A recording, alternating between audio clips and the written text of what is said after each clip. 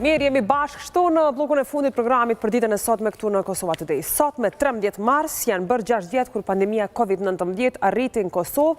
Atëherë u konfirmuan 2 rastet e para me koronavirus. Një 20 vjeçare shtetase italiane dhe angazhuar me punë në klinikë, ndërkohë që ishte edhe një 77 vjeçar nga Vitia. Pas konfirmimit të rasteve të para me COVID-19, vendi u mbyll dhe qytetarët u përballen me masa izoluese. Megjithatë, për rrezikun që Covid apo një variant tjetër të kthehet sërish, doktoresha Aurora Dollenberg është me ne. Kënaqësi, faleminderit shumë që je në program sot. Mirë se ju gjeta. Dhe ta pranoj një gjë, Auror, koronavirus që sa se pas na thonë. Kështu që është lajm i mirë, se jemi referuar me COVID-19 tash kur e lexova intron, sikur më kujtua gjithë ajo periudha e izolimit dhe ditëve të vështira. Është vërtet, kur përmendi fjalën pandemia është një farë ritraumatizimi, sepse të gjithë e kemi kaluar në forma të ndryshme jo shumë mirë, por kur kemi mundësi të bëjmë një rezume dhe të flasim çfarë ka ndodhur para 6 vjetësh, duket sikur jo vetëm që kemi kaluar me sukses, por jemi në një identitet mund ta quajmë të ri, më të fortë dhe më të sigurt. Por në fakt, ndonse COVID-19 u eliminua si virus, si lloj i virusit, ka ngelur, vazhdojnë të mbesin akoma versionet të saj, ndërsa natyrisht shumë të buta, për të cilat merren masat më herët, dihet formula e vaksinave, por ka një pyetje, a ka rrezik të rikthehet me forcën që kishte dikur?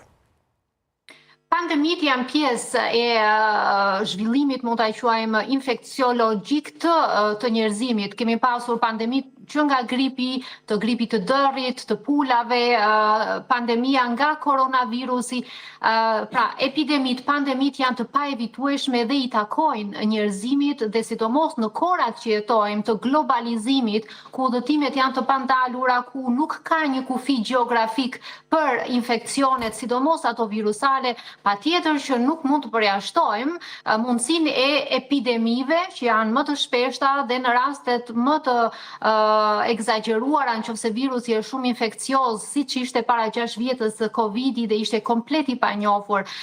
Ishim komplet të papërgatitur pas vaksina, pas një rast precedens.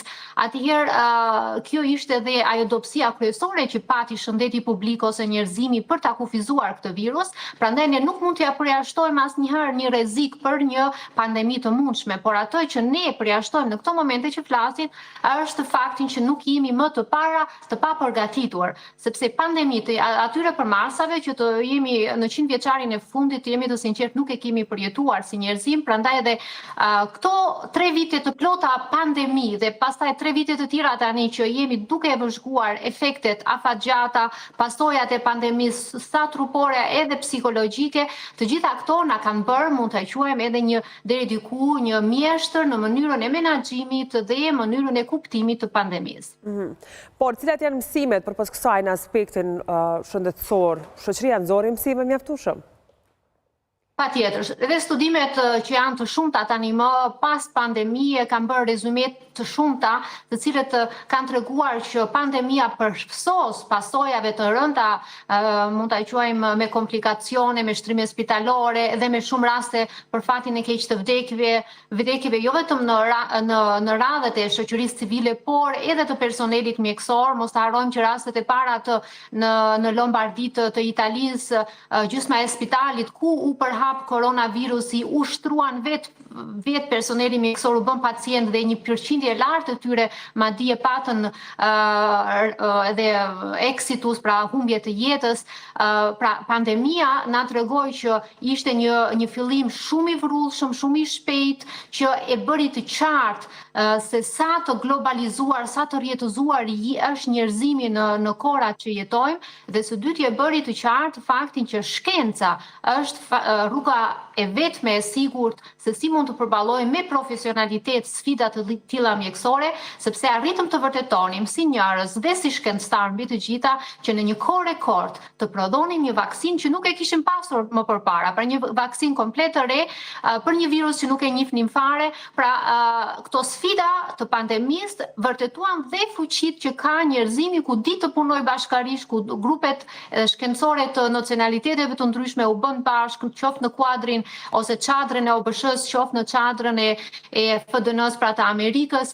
Të gjitha këto ndër bashkëpunime njerëzore quan në sukses në parandalimin e rritjes së numrit të vdekshmërisë, të hospitalizimeve, të komplikacioneve të rënda, dhe prandaj mund të flasim sot me kompetencë që pjesa më e madhe e qytetarëve që kanë jetuar, që kanë lindur madje në kohën e pandemisë dhe që e kanë kaluar atë, kanë krijuar tashmë një imunitet shumë të mirë.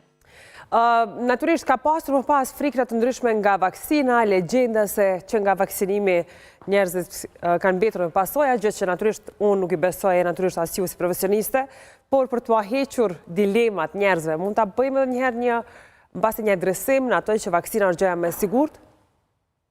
Patjetër, mitet midis vaksinave dhe pasojave shëndetësore kanë ekzistuar edhe para pandemisë. Mos ta harrojmë që pjesa më e madhe e prindërve, sidomos shqiptar, nuk e japim shumë vaksinën e fruthit dhe të rubeolës, të shytave, pikërisht për faktin që mendojnë që nëse jepet kjo vaksinë do fëmia e tyre do pësoj autizëm ose çrregullime të tjera neuropsikiatrike që nuk kanë lidhje fare me vaksinën. Pra këto lloj mitesh kanë ekzistuar edhe para ardhjes së pandemisë dhe patjetër dhënia e një vaksine të re, siç ka qenë ajo kundra Covidit, një vaksinë e cila u prodhua, siç e tham, në një kohë rekord, patjetër që në një qytetar që nuk merret me shkencë dhe që nuk e di mënyrën se si prodhohet kjo vaksinë, sigurinë e lartë që ajo ka, patjetër që mund të ketë frikë. Është mirë kuptueshme që mendojnë që marrja e vaksinës mund të ketë lënë pasoja shëndetësore.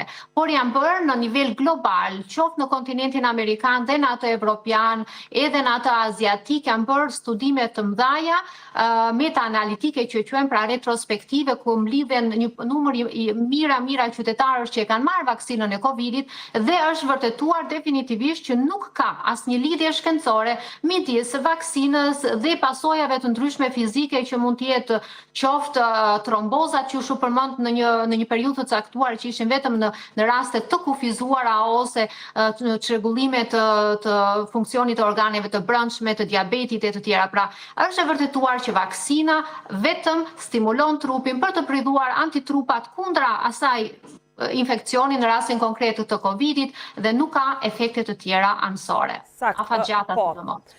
Ndërkohë që një pyetje të fundit fare, po të mos karantinoheshim, cili do të ishte efekti në COVID-19? Pra po mos merreshin këto masa për kufizimin e lirisë njerëzve? Kjo është një pyetje shumë e mirë, sepse shumë qytetarë, sidomos shqiptarë, e vënë gjithmonë në dyshim qoftë mbajtjen e maskave në kohën e pandemisë dhe tani kur diskutohet retroperspektiva, e kemi bërë saktë këto hapa. A ka qenë saktë që është izoluar shoqëria në periudhën e Covidit? A ka qenë saktë që e kemi dhënë vaksinën?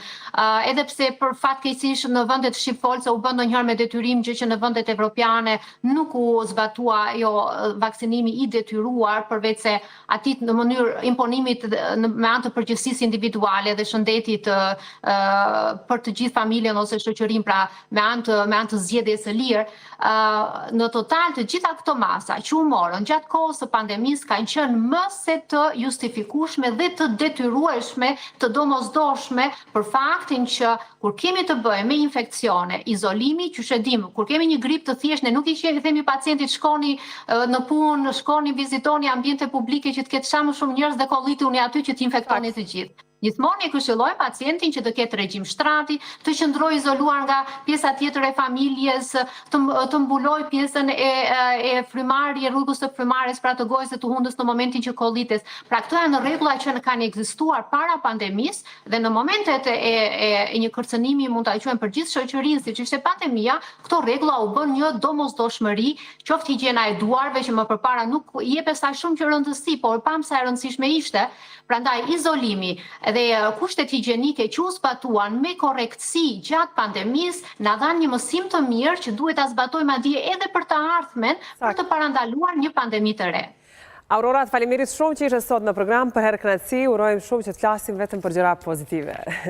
Gjithashtu qëndroni dhe juve i shëndetshëm, mirupafshim. Faleminderit, vikend të mirë për ju. Kënaqësi të isha në këtë bashkëbisedim me doktoreshën Aurora Dollenberg.